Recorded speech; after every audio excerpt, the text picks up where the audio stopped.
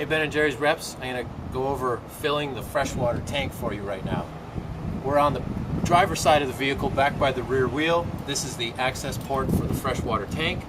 The key for it is on the keychain with the ignition key. Open it up. Now when you're on site, you're going to have to fill it through whatever means you can, either by a hose or a series of buckets and a spout. So what you're going to want to do is open the left side. The right side isn't connected to anything, so if you start putting the water in there, don't worry too much. But this is where the water has to go. And we've got a hose. All you would do is you would stick your hose in there and turn your water on at the source, or get your spout in there and pour multiple buckets of water in there.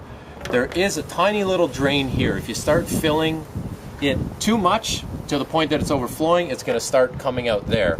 Or what you can do is you can look past here into the wheel well, and the tank is translucent. You'll actually be able to see the water filling up the tank. We advise you to try and keep as much water in there as you can, and this is also going to be paired with emptying the gray water, which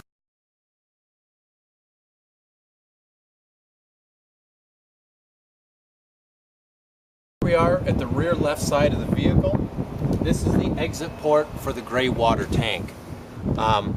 You're going to want to check with your site manager on where to actually empty this. What we recommend is that you make sure you empty this every time you fill up the freshwater tank. Although this tank is bigger, it is only marginally bigger than the freshwater tank. So if you've spent all your fresh water, this will be full. What you're going to want to do is turn it 1/4 turn counterclockwise, and that will open it up.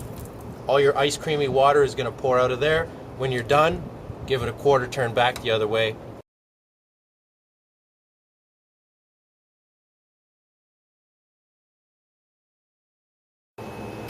Here we are at the rear of the vehicle on the left side, underneath the two sinks.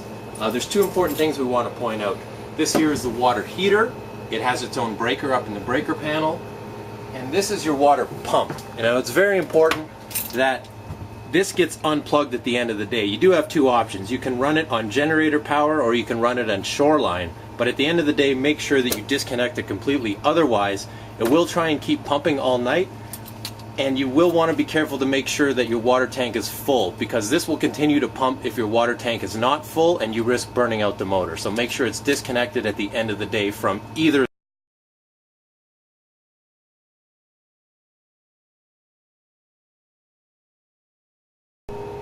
So back over by the hot water heater, you do have a little flow valve here for your ice cream scoop sinks. If you find that your scoop sinks are running too fast or too slow, you can give that a little turn in either direction, and that will adjust the flow rate of your.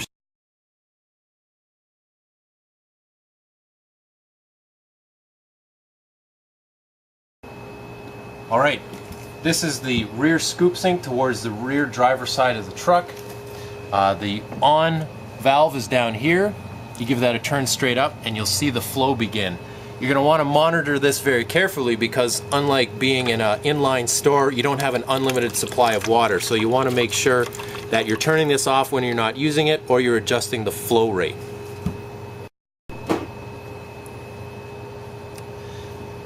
We've installed these baffles here so that you don't drop your scoops down into the sink. If you do want to take them out, they are removable and they are washable. They're just made out of plastic.